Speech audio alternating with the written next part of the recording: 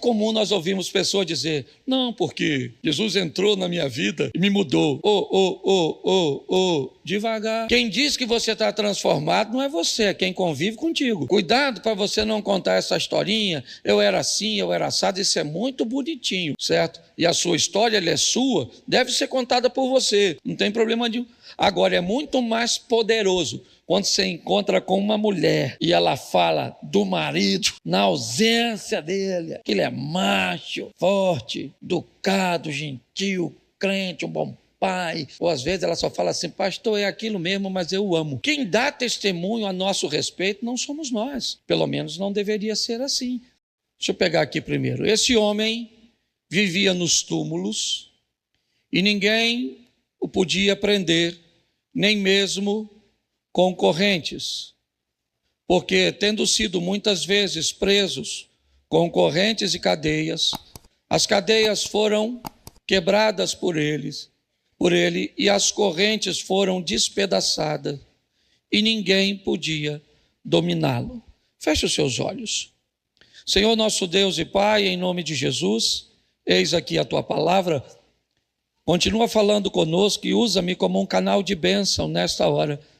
Remova todos os impedimentos, todas as distrações, todas as reservas, que tudo caia por terra pelo poder do nome de Jesus e que a tua palavra, ó Pai, possa fazer aquilo que o Senhor planejou para essa noite, para os nossos corações, em nome de Jesus. Você pode dizer amém? Tira o texto, por favor, que eu quero usar uma outra linguagem aqui. O homem vinha do cemitério onde estava morando. Ninguém conseguia prendê-lo, nem mesmo usando correntes. Muitas vezes já tinham amarrado as suas mãos e os seus pés com correntes de ferro, mas ele quebrava tudo e ninguém conseguia dominá-lo. O tema da minha mensagem é um encontro que transforma. Quando será que ele irá acontecer? Nós vamos seguir uma observação desse texto. E na tradução que eu li agora, o texto começa dizendo que o homem vinha do cemitério. Quando eu li essa expressão, a primeira coisa que eu pensei é: quem são as pessoas que vêm do cemitério? Quando é que essa expressão é usada? A minha mente pensou 3 momentos. Quem vem do cemitério está vindo porque provavelmente sepultou alguém. Então essa pessoa está voltando porque deixou no cemitério um ente querido, um amigo. As pessoas que voltam do cemitério, elas voltam porque sepultaram alguém. O segundo grupo de pessoas que volta de um cemitério são as pessoas que trabalham lá. E no final do dia, ao cumprir seu turno, elas estão voltando para a sua casa. Então essa seria também uma expressão que poderia ser usada não apenas para quem está sepultando ou sepultou alguém e está voltando para casa, mas também um funcionário do cemitério que deixou sua jornada de trabalho e agora está voltando para sua casa. O terceiro grupo são as pessoas que foram visitar um túmulo. Isso também é muito comum, certo? Em datas específicas, pessoas vão visitar o túmulo de um ente querido. Algumas pessoas têm o hábito, certo, de volta e meia ir até o túmulo para fazer uma limpeza. A minha pergunta é: esse homem pertence a um desses 3 grupos? Se para voltar do cemitério, ou o cemitério, é um ambiente cujo qual que recebe as pessoas que estão sepultando, que estão trabalhando ou que estão visitando, o texto me diz que ele não faz parte de nenhum desses 3 grupos. Então, o que é que este homem está fazendo no cemitério? O texto que lemos responde esta pergunta. O que ele está fazendo lá, na cidade dos mortos? Nós temos o hábito de dizer que o cemitério é a cidade do pé junto. Não é lugar para vivos, a não ser os vivos que estão sepultando os mortos. Não é lugar para vivos, a não ser que o vivo esteja trabalhando, certo? Para estabelecer a logística, para receber os mortos. E é lugar apenas de visita dos vivos. Este homem não pertence a nenhum desses grupos. O texto diz que, apesar de ser um vivo, ele é alguém que está morando no cemitério. Ele é alguém vivo que está morando com os mortos. Essa é a vida deste homem. Isso já tem bastante tempo. Mateus vai fazer essa narrativa. Mas o texto me mostra algo mais interessante. Ele diz: ninguém conseguia prendê-lo. E nós vamos a mais uma pergunta. Para que prender um cara desse? Qual é o propósito de prender um indivíduo como esse? Por que é que alguém gostaria de prender este homem que vivia no cemitério? Tem algum motivo pelo qual, né, ele possa ser preso? Por que que as pessoas... Você já se perguntou? Né, você lê a Bíblia desse jeito, buscando conversar com ela, certo? Quem é que está voltando do cemitério? Por que é que está voltando? Se mora lá, por que é que mora lá?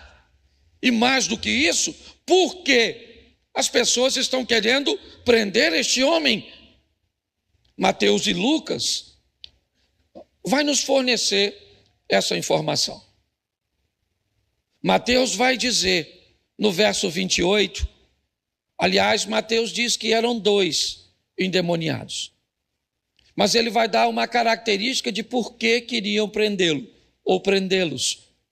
Eles eram violentos e perigosos, e ninguém se arriscava passar pelo caminho que ele frequentava. Agora começamos a entender um pouquinho a história deste homem. Ele foi um homem banido do convívio social.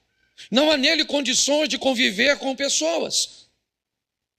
Ele é alguém vivo, vivendo no meio dos mortos. E mais do que isso, ele é um homem violento, ele é um homem agressivo, ele é um homem perigoso. É a descrição. E as pessoas evitavam passar por aquele caminho. Então eu começo a entender por que estão querendo prendê-lo. Ele é perigoso aos cidadãos. Lucas vai dizer que já fazia muito tempo, capítulo 8, verso 27, que ele andava sem roupa. Então a gente começa a entender por que é que estão querendo tirar este homem de circulação. Por que é que estão querendo prender este indivíduo? Ele é perigoso, ele é violento, ele ataca as pessoas. Ele anda nu. Então tem motivo de sobra para prendê-lo. Mas onde é que ele vive? Ele não vive em Israel. O território que ele está morando é Decápolis, as 10 cidades pagãs, né, do lado leste da Jordânia, né? Daquele lado, agora, é lá que ele vive. Ele não vive em Israel, ele vive do outro lado. E do outro lado as pessoas estão tentando prendê-lo. Um lado que Jesus não costuma frequentar. O que eu quero dizer a vocês é que o ambiente onde Jesus não costuma frequentar é um ambiente onde costuma se tentar prender as pessoas. aprisionar as pessoas.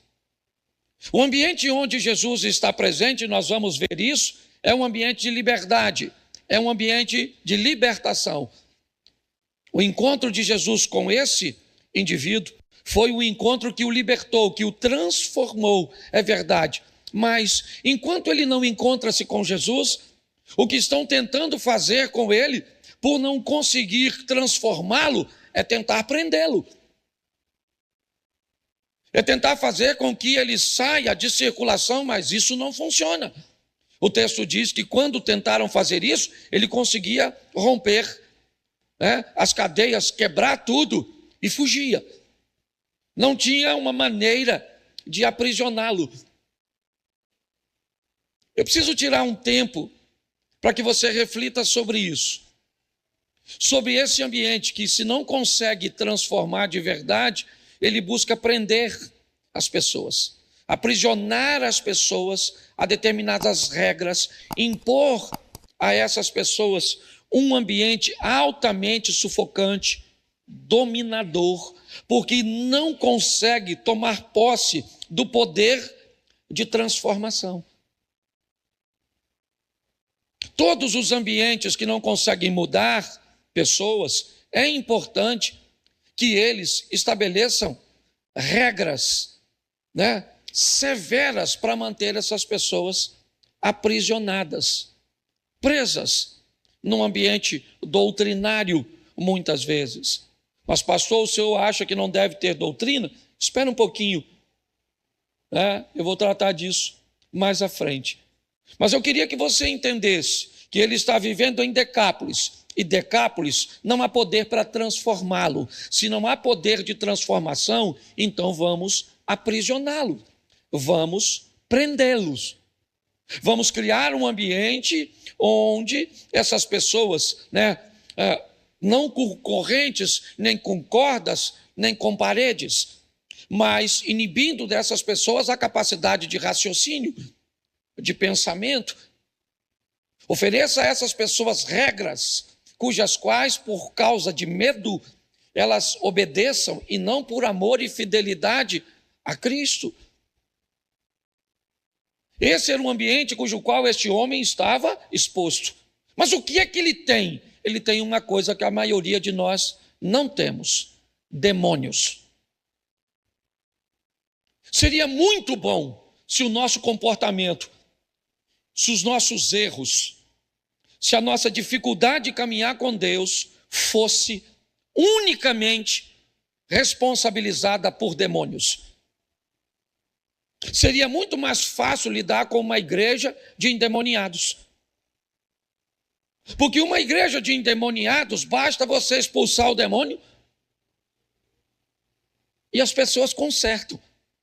O grande problema é como transformar alguém que não tem demônios. Onde o problema comportamental das pessoas não vem do inferno, diretamente de uma possessão. Pode vir até da influência, sim, de uma indução, é verdade. Mas nós vamos ver uma transformação repentina, imediata, instantânea nesta passagem, simplesmente por um motivo: porque esse camarada tinha demônios. Assim que o demônio sai dele, acabou.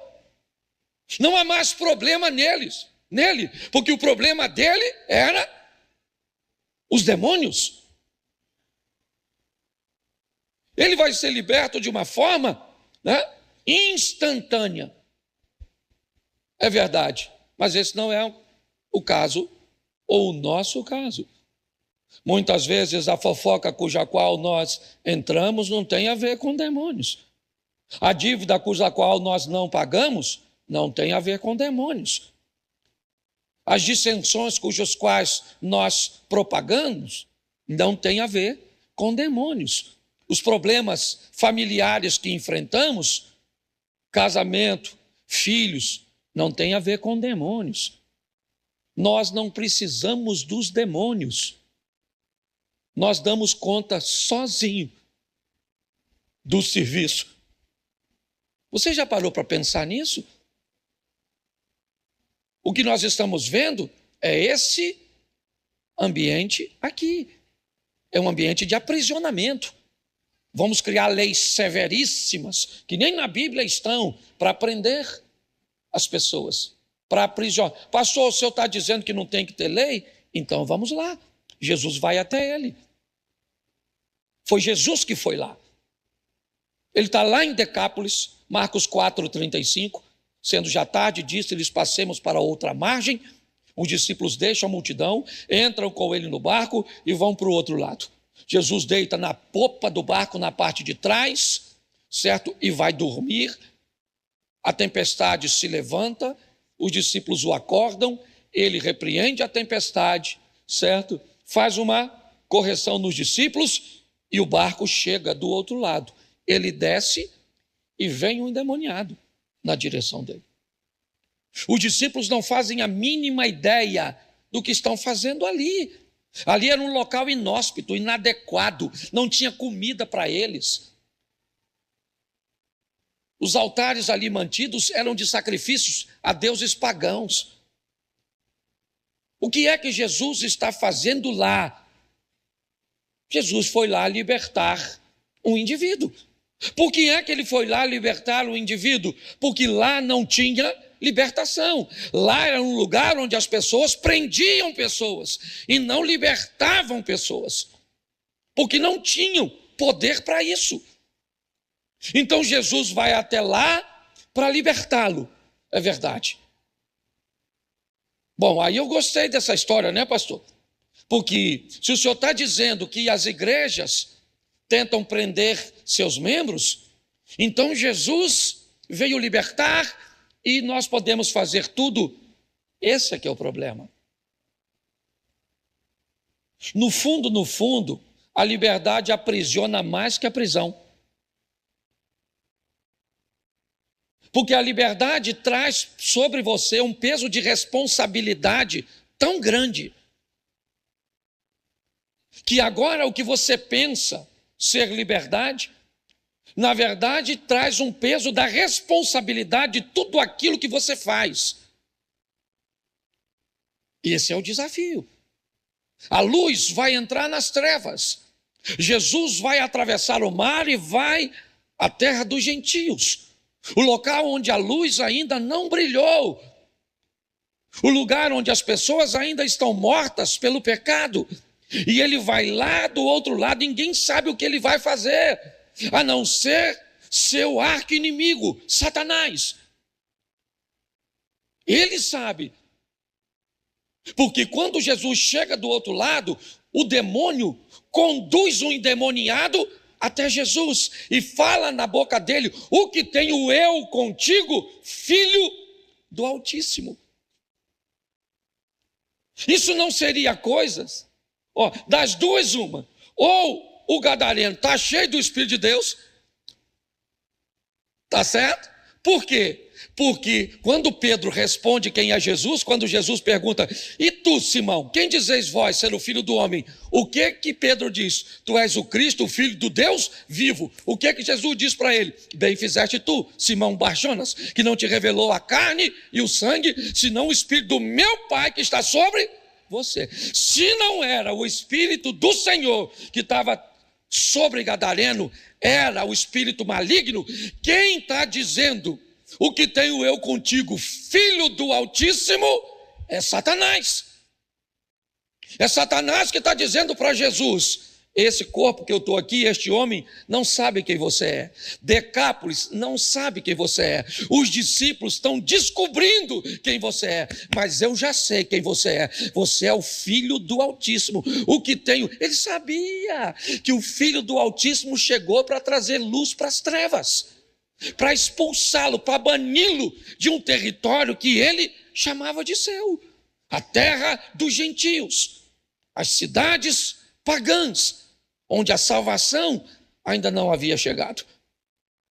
Olhe bem, ele veio na direção de Jesus e diz isso. E Jesus foi lá só para libertá-lo. Olha que legal.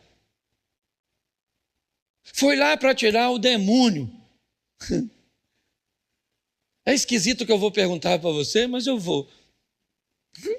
Quem aqui gostaria de ter um demônio?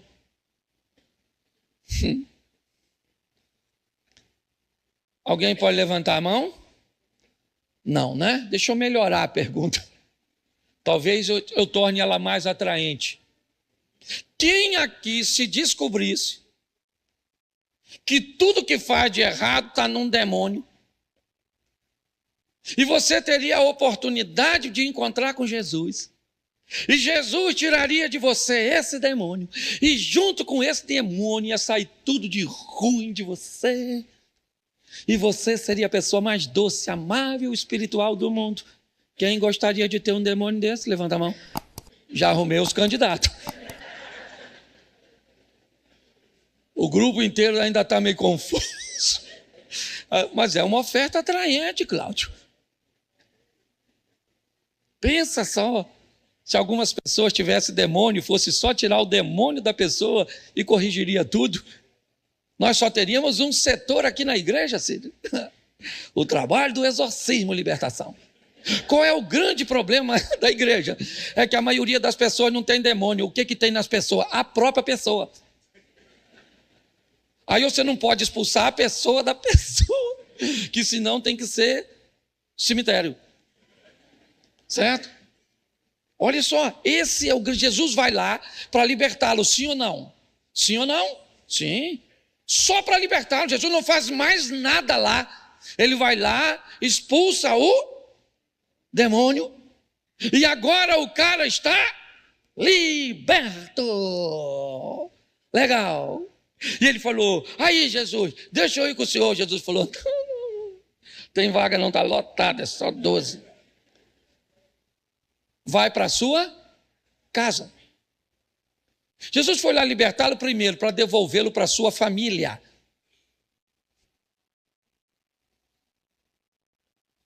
Para mandar ele para a sua casa. Não é para virar missionário, isso é mais à frente. Mas o primeiro passo é pegar a pessoa liberta e levar essa pessoa para a sua casa. Isso. Vá para a sua casa, camarada, vai para a sua casa. Ele morava na casa dele? Não, ele morava no... Isso. Jesus está falando: eu vim libertar você para mandar você para a sua casa. Isso. Ele já queria ser discípulo, queria ter cargo, ele queria estar no vucu-vucu do negócio. Jesus falou: não. Começa lá na sua casa mesmo. Vai ser crente lá na sua casinha, ex-endemoniadinho. Tá certo? E ele vai para casa. Mas Jesus disse: além da sua casa, você mostra para o lugar onde você vive. Quão grandes coisas fez o Senhor por você e como Ele teve misericórdia de você. Jesus está chamando este homem para fazer algo. Olha só, Ele vai para libertá-lo para devolvê-lo para a sua casa em primeiro lugar, e segundo, libertá-lo para que ele faça algo que seus discípulos não podem fazer. A história se repete, continua se repetindo. Para que é que Jesus te salvou? Para que é que Ele te libertou? Você já parou para pensar isso? Primeira coisa que Ele te libertou, para mandar você para a sua casa. Segundo, para você mudar o ambiente cujo qual você frequenta. Eu não vou mudar a sua casa. Eu não vou mudar seu mundo. Eu não tenho poder para mudar seu mundo. Seu mundo não é o mesmo do meu. Não é. O seu mundo é diferente do meu. Ué, pastor, mas não estamos todos... você está falando global? Sim. Mas seus parentes são meus parentes? Seus vizinhos são meus vizinhos? Seus amigos são meus amigos? Então você tem um mundo particular seu, que depois de liberto, você precisa transformar. É assim que funciona. Se nós não entendermos isso, nós vamos ter problemas. Eu acho interessante que a história podia parar por aí, mas não. Você nunca mais vai ouvir falar desse cara. Isso é verdade. O tal do gadareno, ele não aparece mais no texto bíblico. Isso é verdade. Mas, no capítulo 7, a partir do verso 31, diz assim: E ele, Jesus, tornando a sair dos termos de Tiro e de Sidom, foi até o mar da Galileia, pelo meio das terras de Decápolis. Ali, ele cura um surdo. A história prossegue um pouquinho. Capítulo 8, o título é Segunda Multiplicação dos Pães. Ela acontece no território de Decápolis, aproximadamente 2 anos e meio depois da primeira visita de Jesus. Pergunto eu a você, quem Jesus deixou do outro lado? Foi Pedro? Filipe? Não. André? Não. Foi o ex-endemoniado. O nome dele não aparece mais, é verdade, mas o serviço dele, a missão dele, ela vai aparecer depois. Quando Jesus volta e as pessoas ouvem dizer: aquele que libertou o camarada há tempos atrás está voltando aqui. Agora todo mundo quer ver. Agora, por que é que querem ver esse indivíduo? Marcos 5,15, esse eu quero que coloque, mesmo na tradução que está aí. Eu já vou fechar. Aproximando-se de Jesus, viram o que antes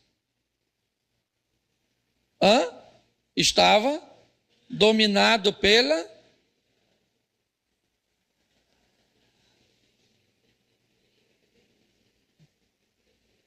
isso aí.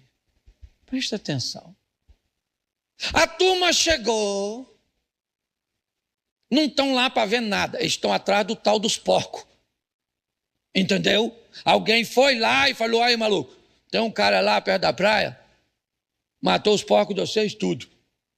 Eles foram lá, não foi para ver nada não. Certo? Só que quando eles chegam, tem um cara que andava pelado e está vestido. Tem um indivíduo que estava gritando, andava errante, ele está sentado. E ele agora não é mais um louco. O juízo está de volta na cabeça. Preste atenção. Ele está sentado, vestido e com juízo perfeito. Não há registro de que ele falou nada. O texto diz que quando as pessoas veem o cara nu vestido, o cara barulhento que atacava as pessoas, sentadinho e em perfeito juízo, o cara não precisa falar nada. Quem olhava para ele nitidamente via que houve nele uma transformação. A minha pergunta é muito comum nós ouvirmos pessoas dizer: não, porque Jesus entrou na minha vida e me mudou. Devagar. Quem diz que você está transformado não é você, é quem convive contigo. Cuidado para você não contar essa historinha, eu era assim, eu era assado, isso é muito bonitinho, certo? E a sua história, ela é sua, deve ser contada por você, não tem problema nenhum. Agora, é muito mais poderoso quando você encontra com uma mulher e ela fala do marido, na ausência dele, que ele é macho, forte, educado, gentil, crente, um bom pai. Ou às vezes ela só fala assim: pastor, é aquilo mesmo, mas eu o amo. Quem dá testemunho a nosso respeito não somos nós. Pelo menos não deveria ser assim. O testemunho mais correto a meu respeito tem que vir de minha esposa, de meus filhos, das pessoas que caminham comigo. Até porque, se você conversar com as pessoas que caminham comigo e que convivem comigo, você pode ter certeza que você vai ouvir defeitos que você nem imagina que eu tenho. Porque as pessoas que convivem comigo sabem as minhas deficiências. Se você for para se relacionar comigo, você vai descobrir duas coisas. A primeira, eu tenho defeitos que você não tem, e eu tenho virtudes que você não tem. O que não dá direito a você de falar de mim, nem me dá direito de falar de você. Mas a pergunta é: nós vamos viver esta transformação? Em que momento isso vai acontecer de fato? Porque o máximo que um pregador pode fazer é fazer uso da palavra, que quando ele está pregando, normalmente também prega para ele. Um ambiente que busque trazer saúde para todos nós, que busque trazer uma linha de comportamento onde outras pessoas, era isso, era assim. Era para isso que Jesus fazia. Jesus não tinha problema. Hoje as pessoas me perguntam: pastor, por que tem luz na igreja? Por que tem um telão? Por que tem tudo isso? Incomoda colocar na igreja ou no ambiente de culto algumas coisas que atraem as pessoas. Você sabe por que Jesus multiplicava pão e peixe? Sabe? Porque se ele não multiplicasse pão e peixe, aquela multidão não ia aparecer, não. Ele mesmo falou isso. Ele multiplicava pão e peixe, porque quando o pessoal ia falar, ó, daqui 3 dias, o cara, do papá. O pessoal falou: o quê? O cara do pão e do peixe? O cara dos milagres? O que ele fazia era para atrair as pessoas, para que ele pudesse dar a elas, através da palavra, o poder de transformação. Essa é a grande verdade. Mas a pergunta é: quando isso vai acontecer conosco? Quando é que essa transformação de fato vai vir sobre nós? Ele já atravessou o mar, enfrentou a incredulidade dos discípulos, a tempestade, a incompreensão dos homens de Gadara, para encontrar com o indivíduo e dar a ele a possibilidade de testemunhar, de mostrar. Você vai ver na história de Lázaro que as pessoas iam a Betânia e havia um motivo principal: matar. Matar quantas pessoas? 2. Eles querem matar agora 2 pessoas. Elas se tornaram problemas seríssimos: Jesus e Lázaro. Porque todo mundo que visse Lázaro ia ver o que Jesus era capaz de fazer com a morte. Então não bastava mais matar apenas Jesus, tinha que matar Lázaro também. A nossa transformação precisa criar um impacto por onde nós passamos. Não interessa o tamanho desse impacto, não interessa a força, às vezes você não vai ver. Não interessa. Você sabe por que as pessoas acreditavam que havia um anjo que sacudia a água no tanque de Betesda? Por quê? Quem é que balançava aquela água? Jerusalém está do lado de uma falha geológica. Provavelmente o que sacudia a água era um tremor de terra imperceptível ao ser humano. Mas que numa água aqui, eu estou aqui, ó, eu estou aqui andando, ó, dá uma olhada na garrafa, certo? Se alguém fazer isso, talvez um pouco mais distante aqui, ó, ela ainda vai fazer, ó. O que demonstra que Deus está fazendo algo lá que você pode não estar sentindo, mas vai trazer efeito aqui. Você não precisa de um milagre. Você não precisa sentir para que o milagre aconteça. Às vezes pode ser imperceptível. As pessoas não percebiam como é que elas iam entender o que era um tremor de terra, né? Tão pequeno na escala, mas a água mexia. O que Deus colocou no meu coração para deixar para mim e para você hoje é que, como nós não temos demônio, provavelmente nós não vamos mudar na totalidade, num dia só, num momento só. Se tivéssemos, seria fácil.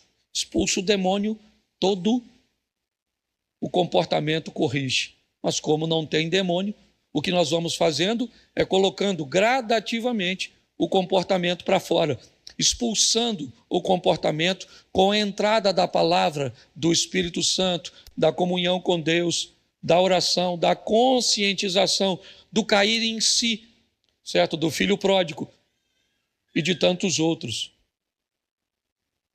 Então a minha palavra que eu fecho aqui hoje para todos nós é, deixa eu pegar aqui, certo? Nós precisamos ser vivos, vivendo no mundo dos vivos. Está na hora desse ambiente de morte, sabe? Onde as coisas não acontecem, onde a inércia, onde sempre o caos está estabelecido na sua vida, deixar. Ou então você será um vivo vivendo num ambiente de mortos. Está na hora de você sair desse ambiente que busca te aprisionar e que tenta te aprisionar e buscar uma liberdade que trará sobre você muito mais responsabilidade do que você pensa. Porque todo mundo quer as regras. O que pode, o que não pode? Pode usar isso? Que foto eu posso postar? Com quem eu posso andar? O que eu posso falar? Isso é prisão. Isso não é liberdade. A liberdade é: eu conheço a palavra de Deus e entendo que tudo aquilo que eu fizer em oposição a ela, eu vou receber a recompensa de ter feito. É assim que funciona. Entender que a proposta de Cristo não é me prender, é me libertar. Que por mais que eu pense que eu vá até Ele, eu nunca fui. Sempre foi Ele que veio até a mim. Não fosse vós que me escolheste, mas fui eu que escolhi vocês. E pronto. Sempre a iniciativa é dele. Se dependesse de nós, provavelmente nós não iríamos. Ele vem até a nós para nos libertar, nos devolver para o nosso casamento, para os nossos pais, para os nossos filhos, certo? E ele vem para que em nós, agora, nós consigamos mudar o mundo que estamos inseridos. Não interessa o tamanho da mudança que você vai provocar. As pessoas têm que olhar para você e achar que não parece você. É você, mas não é você. Está estranho, sabe? Não era o cego? Não, mas é igual ele. Mas não era o paralítico? Não era esse que estava sentado na porta? Mas como é que ele está aqui dentro agora dançando? Mas não era esse aquele que estava lá? Como é que agora? Chama os pais dele, pergunta, é ele mesmo? Porque não é possível. Nós não acreditamos que é ele. Pô, parece demais com ele. Mas o cara que nós conhecíamos era cego, o cara que nós conhecíamos era paralítico, o cara que nós conhecíamos andava pelado, a mulher que nós conhecíamos teve 5 maridos. Pois é, esse foi o período das trevas, brilhou a luz. E agora a luz chegou e essa pessoa ficou para trás, entendeu? As pernas que não andavam, andam, os ouvidos que não ouviam, agora ouvem, os olhos que não viam, agora veem. Você está entendendo? Porque a vida mudou e não é uma mágica, não. Eu não sei qual é o ambiente que você está. O que você precisa é encarar isso com muita seriedade e descobrir o que é que está acontecendo.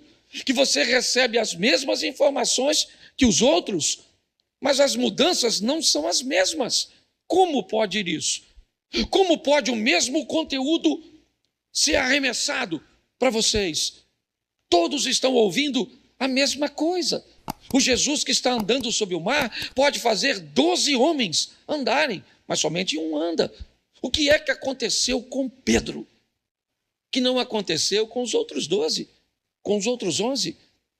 O que é? Por que é que uma informação pode ser recebida e arquivada e outra pode ser recebida e ativada? Por quê?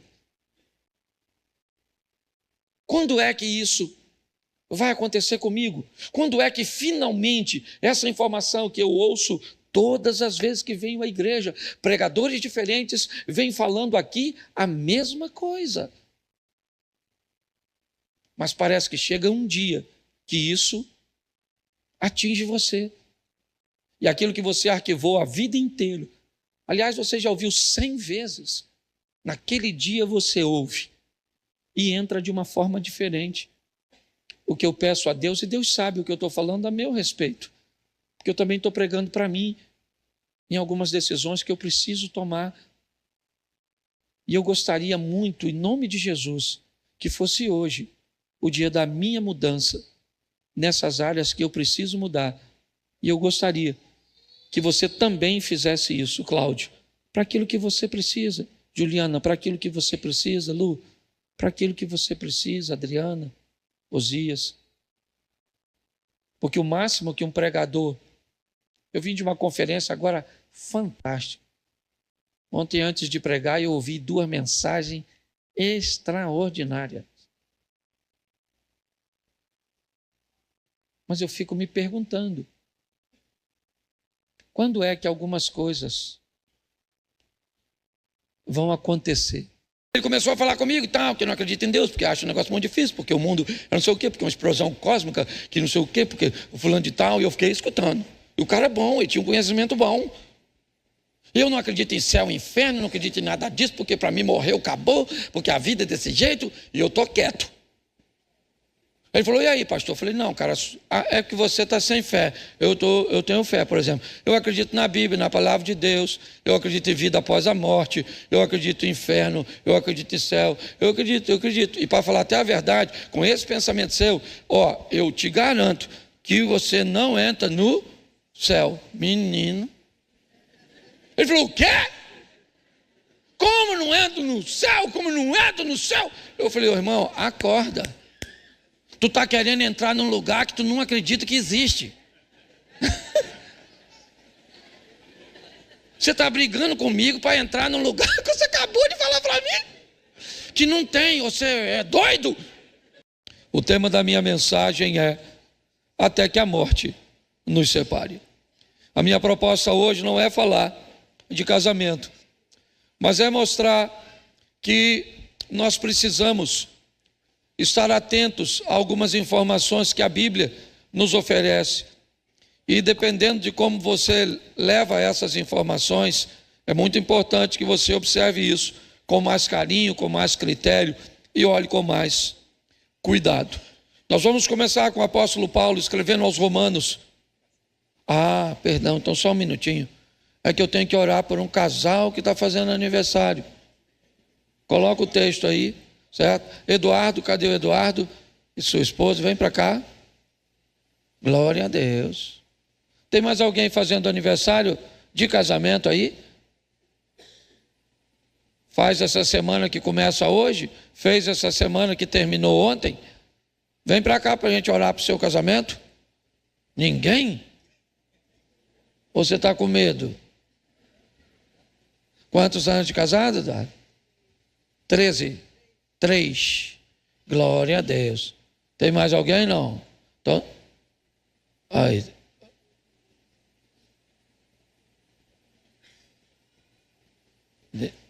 Isso aí, vem para cá. Glória a Deus.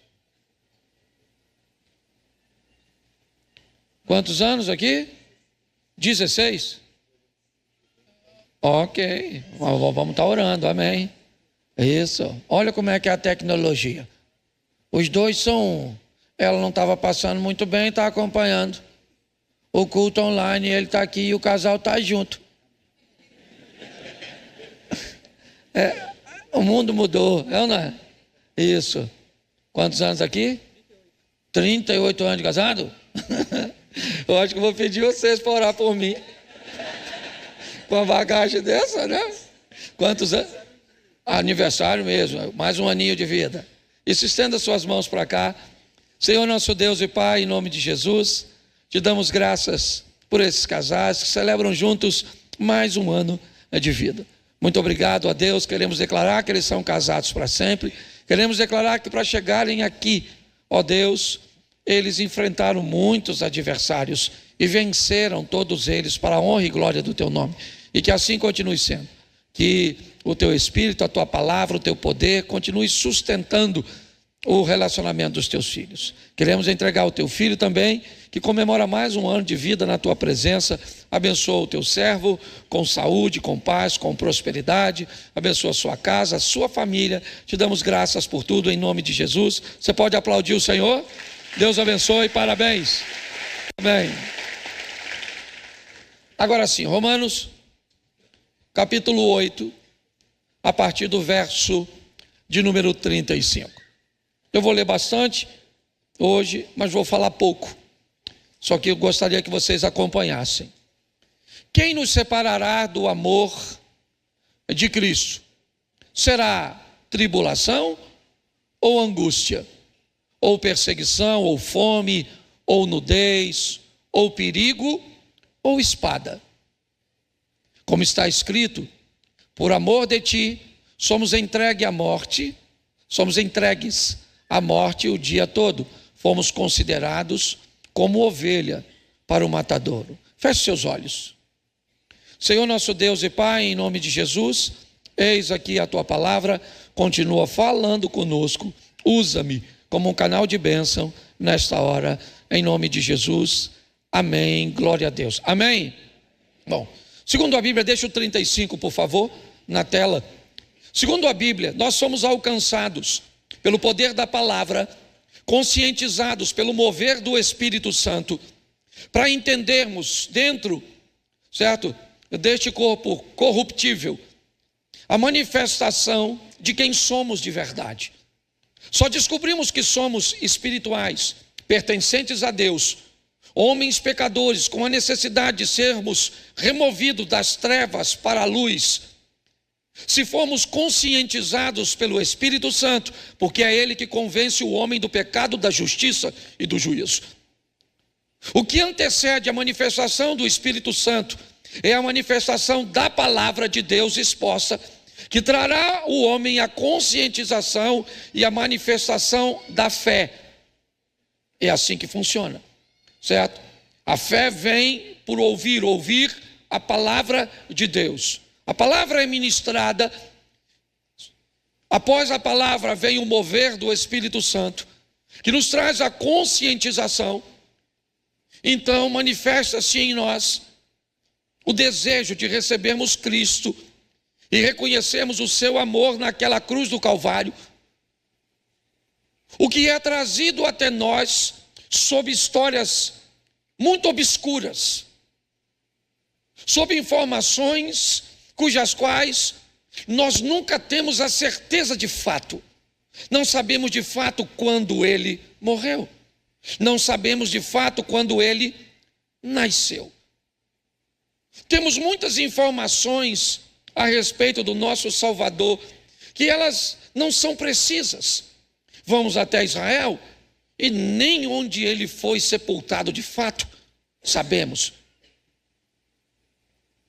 Todas as informações que temos a respeito do nosso Salvador, daquele que manifestou seu amor sobre nós, são muito obscuras.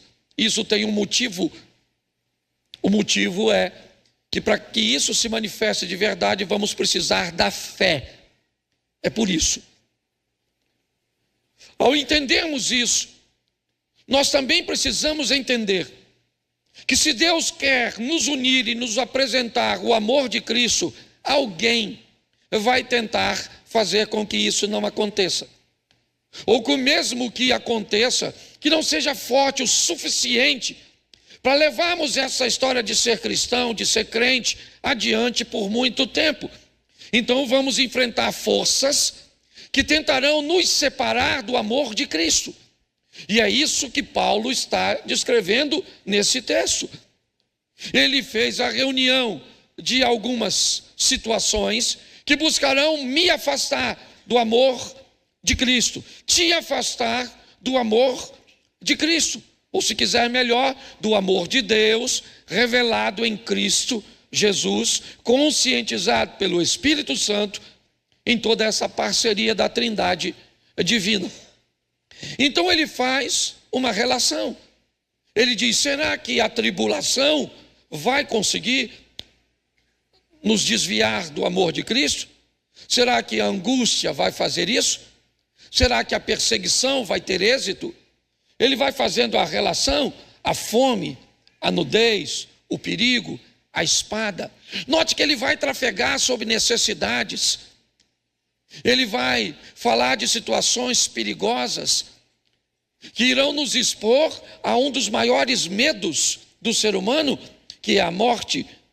E ele descreve isso de uma forma mais intensa, ainda no verso 38.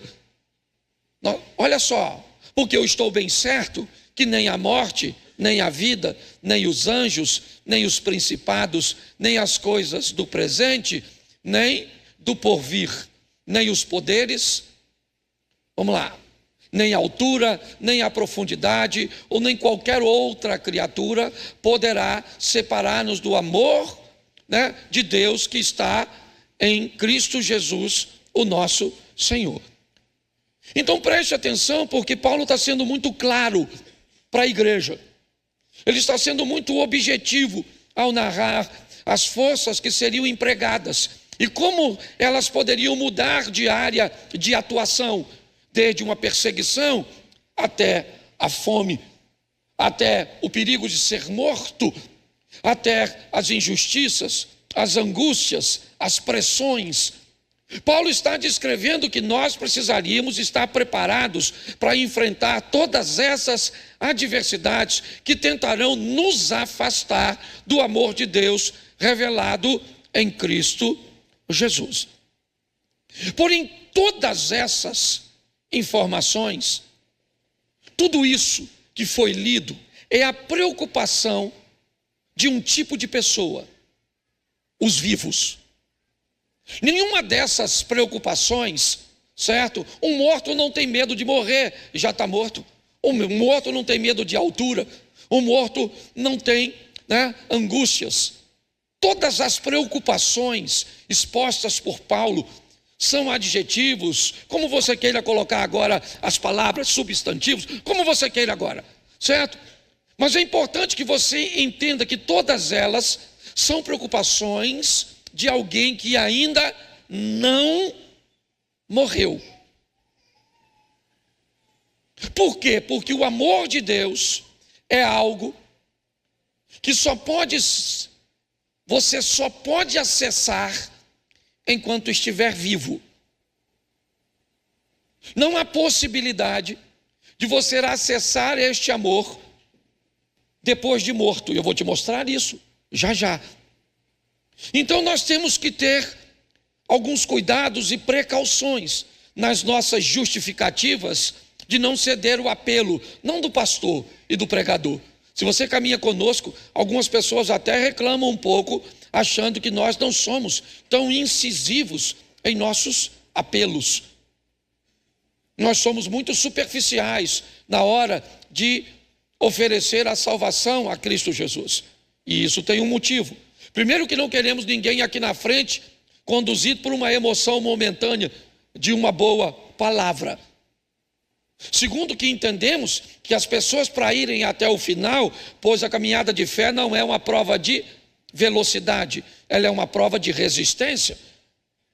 Então, quando nós falamos no final, vá até a salinha e diga que quer aceitar Jesus, quando você toma essa decisão aqui e consegue se deslocar até lá, você já está mostrando o mundo físico e o mundo espiritual que é uma decisão firme e forte que ninguém te persuadiu, porque você tem daqui até ali para ir embora e não passar por lá.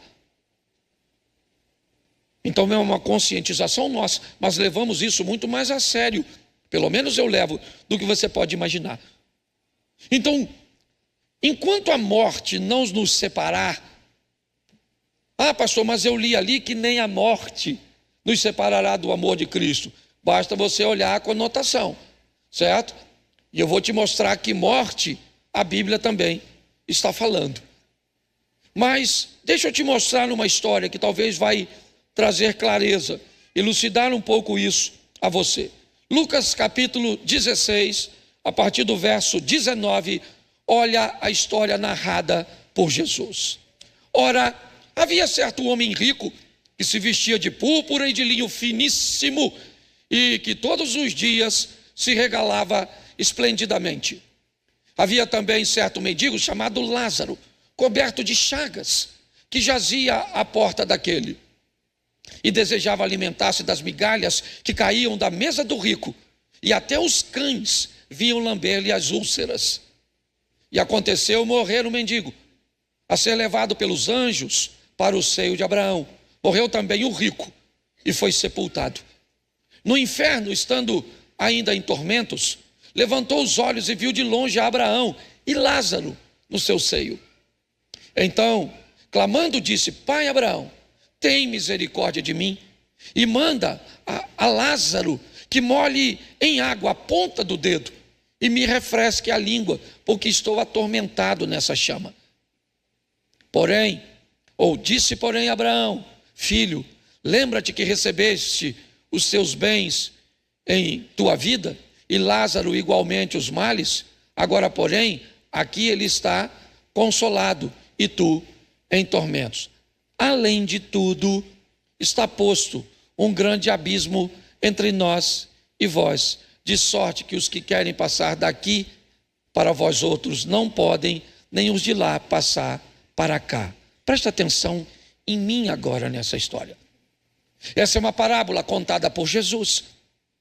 Para alguns que procuram se aprofundar um pouco mais no conhecimento, acreditam até que essa não é uma parábola, que é um fato real que Jesus está narrando, pois em nenhuma outra parábola Jesus usou um nome próprio. Então alguns acreditam que Lázaro realmente era um personagem daquela história, e este Lázaro não é aquele que morava em Betânia, tá certo? Até porque, sendo considerado uma parábola, ele não existiria, e mesmo se fosse, ele não era o doente cujo qual Jesus está narrando. Só para você entender. Porém, observe bem. O texto diz que há um homem pobre, e mais do que pobre, ele está doente. Há um homem rico, e mais do que rico, ele é são, não há nele doença. A história dos dois se cruzam, e o rico tem mais do que precisa, e o Lázaro não tem nem o básico e o necessário. Lázaro está à porta do rico, desejando receber alguma coisa deste rico para suprir sua necessidade básica, certo? O que ele quer é continuar existindo. É somente isso.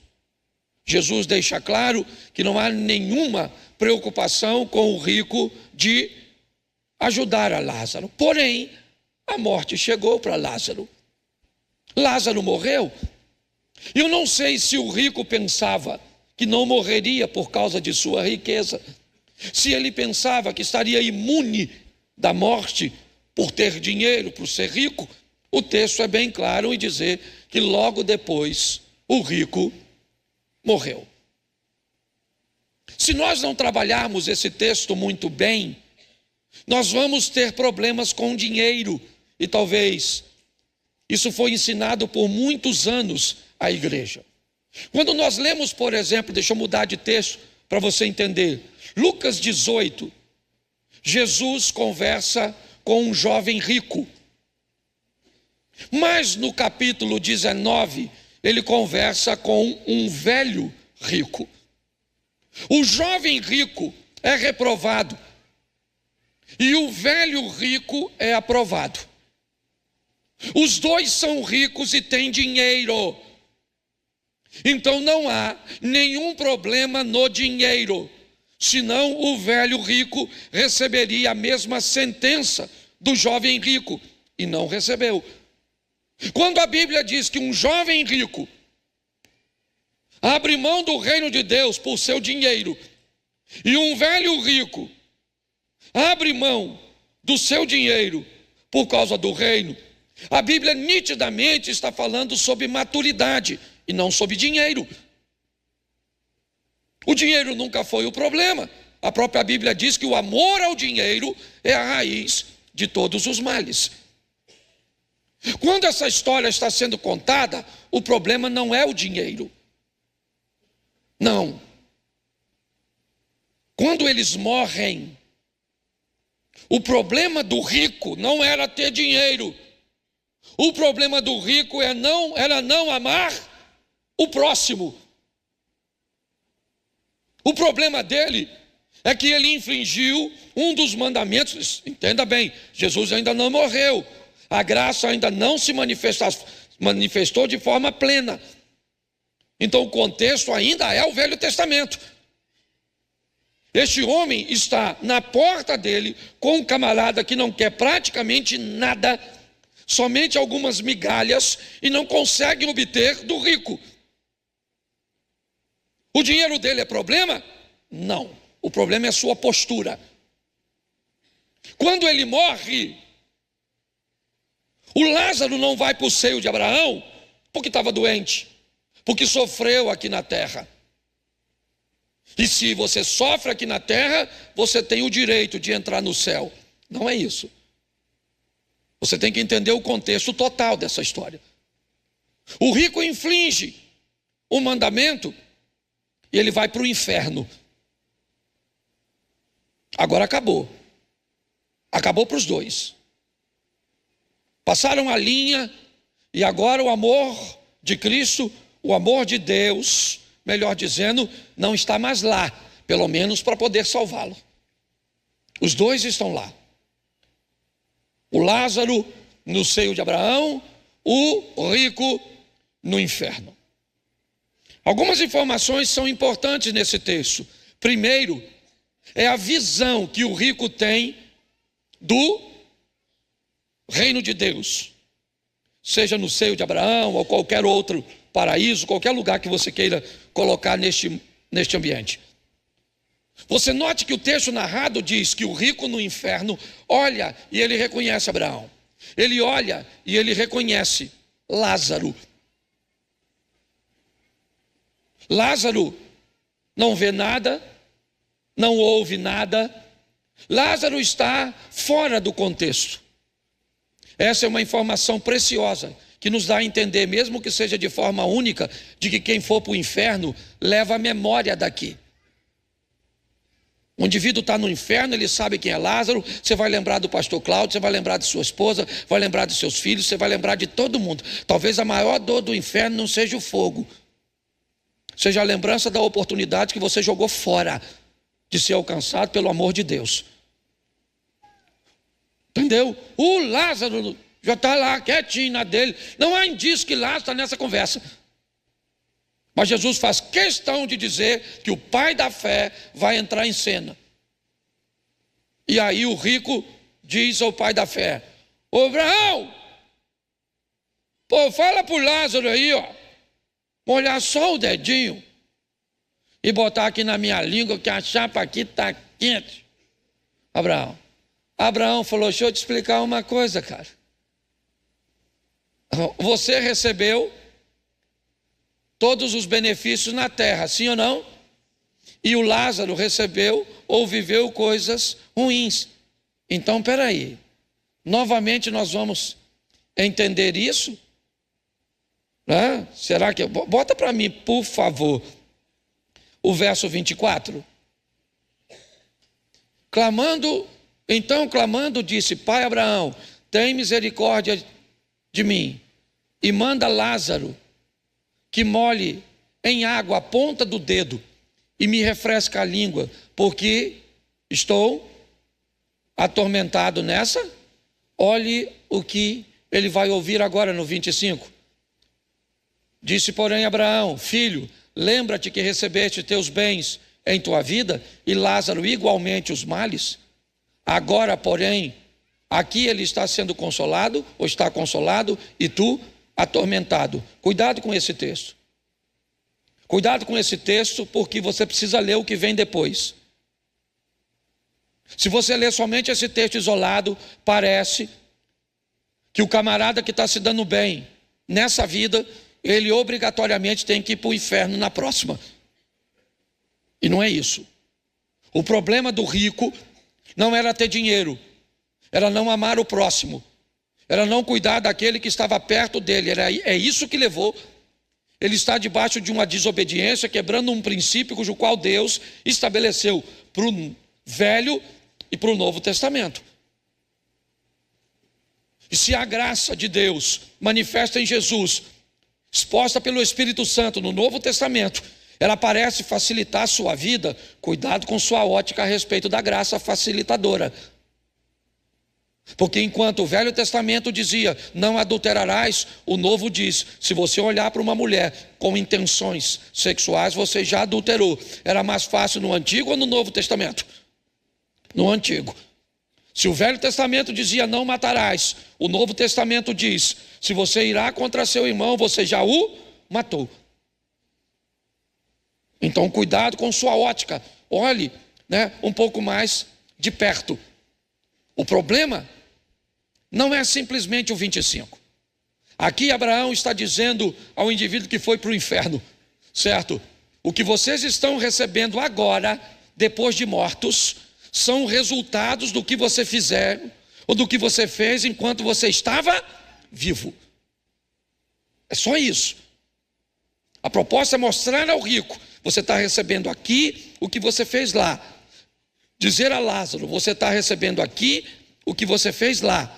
Mas o verso 26 vai dizer algo. E além de tudo, olha só, não é só isso exposto no verso 25. Além de tudo, ó rico, está posto um grande abismo entre nós e vós. Abraão está dizendo, mesmo que eu quisesse sair de onde eu estou, entrar aí no inferno, no Hades, onde você queira colocá-lo, e tirar você daí, nem eu nem Lázaro não podemos. Aliás, eu vou até além. Quando ele diz, ou está posto um grande abismo entre nós, eu diria que nós é Lázaro, nós é Abraão e nós é Deus. O que ele está dizendo é muito sério. Ele diz, o próprio Deus estabeleceu um princípio cujo qual ele não vai quebrar. Há um grande abismo entre nós e vós. E mesmo que quiséssemos passar daqui para vós outros, não podem, e nem os de lá passar para nós. Aí é que é legal. Olha que coisa linda o verso 27. Então, o rico replicou. O rico está onde? Está onde? Aí o rico falou, pai, falando com Abraão, eu te imploro que o mandes à minha casa paterna. Vamos lá. Porque tenho 5 irmãos, para que lhes dê testemunho, a fim de não virem também para este lugar de tormento. Olha o rico, se preocupando com os outros, virando missionário, querendo fazer missões no inferno. Bonito, não é? Sim ou não? Sim ou não? Claro que é. Só que não dá mais tempo.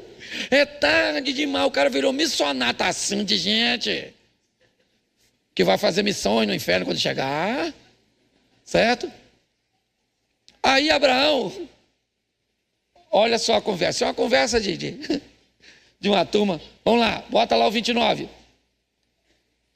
Respondeu Abraão, eles têm a Moisés e os que ouçam-os. Abraão também não deu mole, não. Abraão falou: ô, riquinho, no inferno aí, maluco. Ó, eles têm lá os profetas e tem lá a lei mosaica, a lei de isso. Ela não foi suficiente para atingir você, mas por que foi suficiente para atingir Lázaro? Por que foi suficiente para alcançar Pedro, Tiago, João, André, Felipe, Bartolomeu, Natanael? Por que é? Porque foi suficiente para alcançar tantas pessoas, a mulher do fluxo de sangue e tantos outros. Esse argumento seu está muito fraco. Só que o cara está insistente. Até porque ele tem todo o tempo do mundo para conversar depois que chegou lá. Mas ele insistiu. Não, pai Abraão. Se alguém dentre os mortos for ter com eles, arrepender-se-ão. Olha só. O cara está dizendo que tem gente que para aceitar tem que conversar com morto. Porque está ruim. Quantas pessoas já falou com você que você vai para o inferno se não aceitar Jesus? E eu aprendi uma coisa, gente. Esses dias eu estava conversando com um cara muito legal. O cara é ateu. Um cara muito legal, tranquilo, sabe?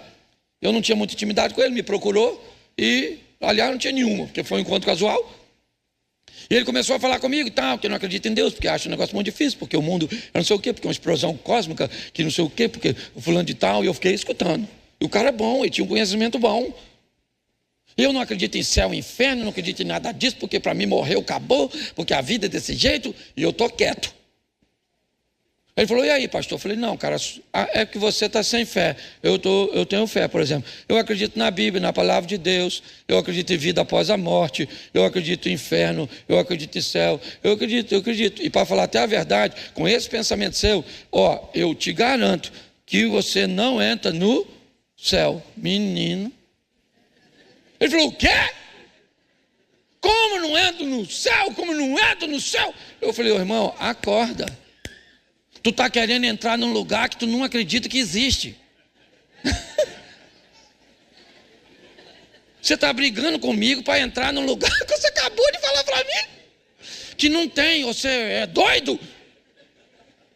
Aí ele ficou sem, não tinha o que responder.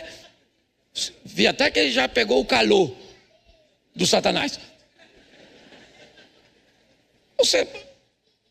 Gente, as coisas, elas são muito, às vezes, claras diante de nós. Esse indivíduo, ele está dizendo, não apenas ele, mas ele está definindo o tipo de coração e o tipo de ambiente cujo qual ele foi treinado.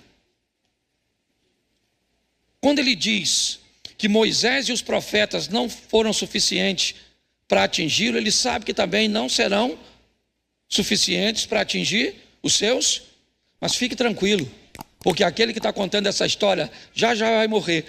E aí o Espírito Santo provavelmente, eu acredito que foi uma parábola, mas vai chegar a pessoas com esse tipo de coração, porque eu não tenho poder de persuasão para converter você, mas tem alguém nesse culto que tem todo o poder para falar ao teu coração, para devolver você a um caminho cujo qual a perseguição, o perigo, a espada, as angústias afastou você. Mas deixa eu te dar, que eu estou em cima da hora. Então repita comigo: você terá todas as oportunidades enquanto estiver vivo. E nenhuma depois que morrer. Sabe qual foi o problema? Você falou comigo. Eu queria que você olhasse para alguém que está do seu lado e falasse para ele: você terá todas as oportunidades enquanto estiver vivo. E nenhuma depois que morrer. Isso tem que ser claro. Porque se alguém aqui for para o inferno, e eu não acredito que vai, mas se for, você vai lembrar desse culto. Só bem que o pastor falou que eu vinha, que ele é profeta. Falei: não, estou aqui para te alertar para você não ir. Mas se for, manda lembrança. Poxa, chifre. João 11:35. Jesus, sabe, quando esse versículo, porque é um versículo, o menorzinho da Bíblia. Jesus, sabe onde isso aconteceu? Num velório. Jesus está chorando na porta de um túmulo por um cara que ele já vai ressuscitar. Faz sentido Jesus chorar num túmulo de um cara que ele vai ressuscitar, sim ou não? Claro que não. Então Jesus não está chorando por causa de um túmulo onde tem um Lázaro que ele vai ressuscitar. O choro de Jesus tem a ver com a tristeza de pessoas que ele poderia ressuscitar, mas não vai.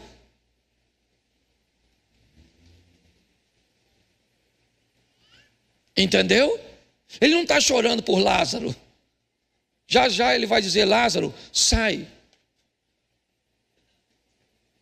E eu diria até a você que o paralelo daquela história anterior tem muito a ver com este Lázaro, porque o número de pessoas que ia a Betânia para ver Lázaro era muito, porque agora Lázaro é o testemunho vivo de alguém que estava morto e ressuscitou. Tanto é que os caras depois, no começo, queriam matar só Jesus.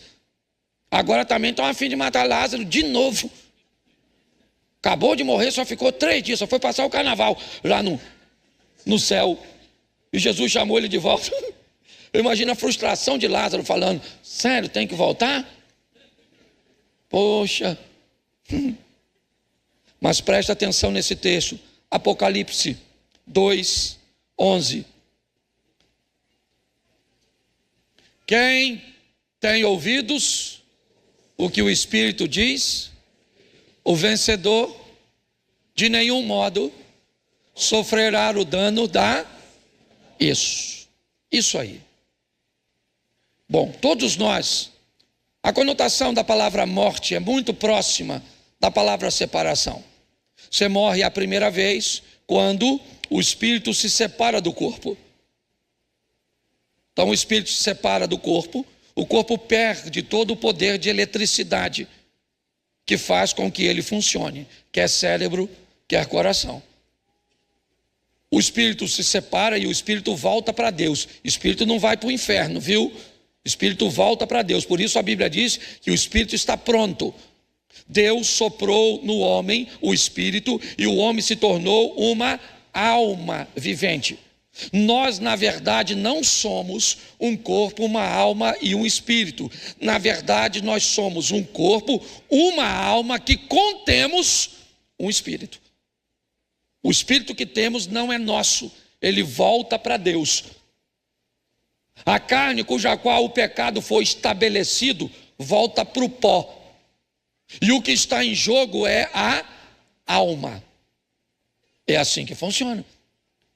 A alma que se separar de Deus, essa é considerada a segunda morte. Há uma colocação nisso até mais à frente. Coloca capítulo 20, verso 14. Olha só: então a morte e o inferno foram lançados dentro de um lago de fogo. Esta é a segunda morte, o lago de fogo. Então essa é a conotação do fim, quando todos aqueles que com Satanás serão destruídos, separados de Deus. Mas a Bíblia diz que aquele que vencer perseguição, angústia, perigo, espada, fome, vencer tudo isso, ele não sofre o dano da segunda separação. Ele morre a primeira, mas não morre a segunda. O espírito se separa do corpo, o corpo volta para o chão, mas a alma não se separa de Deus. É assim que funciona. Para terminar, vou te dar mais um versículo. Lucas, capítulo de número 12, verso de número 19. Esse é o mais problemático. Então direi à minha alma: tens em depósito muitos bens para muitos anos. Descansa, come, bebe e alegra-te ou regala-te. Preste atenção, deixa esse texto aí por enquanto. Preste atenção, porque estamos diante de um cidadão, de um indivíduo que administrou sua vida de forma exemplar. Ele empreendeu, venceu, prosperou, economizou, investiu, constituiu tudo do bom e do melhor. Provavelmente esse cara pode descansar porque ele vive um bom casamento, ele pode descansar e pode se alegrar lá no final, porque ele construiu sua vida na terra de forma extraordinária. Então ele está dizendo para si mesmo: eu direi a minha alma. Olha só, tens em depósito, ou seja, ao longo dos anos você depositou para ter o que tem. Então está na hora de você se alegrar, folgar, comer, beber. Está na hora de você, gozar de tudo que você fez. Verso 20. Então, mas Deus lhe disse: louco, esta noite te pedirão a tua e o que tens preparado, para quem será? O cara acabou de dizer: está consumado, agora eu posso viver minha vida. E aí Deus diz: você morre essa noite. E só tem uma pergunta para fazer a você: que tipo de vida você escolheu viver? Para quem é? Para onde é que vai a sua alma? O espírito volta para Deus, o corpo volta para a terra, mas sua alma vai para onde? Esse é um grande ensinamento para nós nesse mundo pós-moderno, que às vezes trabalhamos demais para alcançar coisas no amanhã, cujo qual nós nem sabemos se vai existir para nós. Não quero trazer uma linha de irresponsabilidade às pessoas que não pensam no amanhã, não é nada disso. Economizar, trabalhar, folgar, administrar, tudo isso é poderosíssimo e precioso. Mas o que precisamos fazer, em primeiro lugar, é, enquanto ganhamos, vivamos. Enquanto ganhamos, gastamos. Talvez uma parcela pequena, é verdade, por causa da segurança que precisamos colocar para o futuro. Não podemos ser irresponsáveis, mas não podemos deixar para viver. E o pior, segundo esse texto, porque é isso que ele está querendo dizer, o assunto aqui é a mesma alma. A mesma alma que Cristo alcançou pelo poder da palavra, pela conscientização do Espírito Santo, e se apresentou como o amor de Deus. É a mesma alma que perseguição, tribulação, fome, todas essas outras coisas vão tentar nos separar do amor de Cristo. É a mesma história, certo, do Lázaro com o rico, que precisamos oferecer um pouco de nossa atenção à necessidade do próximo e amar o próximo. Entender que todos morrem, sejamos nós ricos ou pobres. Mas essa é a grande essência da vida. Quando vai ser o dia da nossa morte? Quando vai ser? O Osias narrou um episódio de um primo seu, no momento de lazer, de um esporte, de voo livre, que jamais imaginou que o dia de sua morte seria ontem. Saiu para se divertir e nunca mais voltou para casa. Sabe quantas pessoas viveram isso hoje? E a pergunta é: será que elas estavam preparadas ou não? Eu não sei a desculpa que a sua mente está tentando dar a você, mas me permita, o diabo não trabalha só com possessão. Não. Ele também trabalha com opressão. E ele também trabalha com indução, Ele também pode te induzir. Então, no momento que eu estou falando a você, eu não estou dizendo que você está possesso, que o diabo está em você.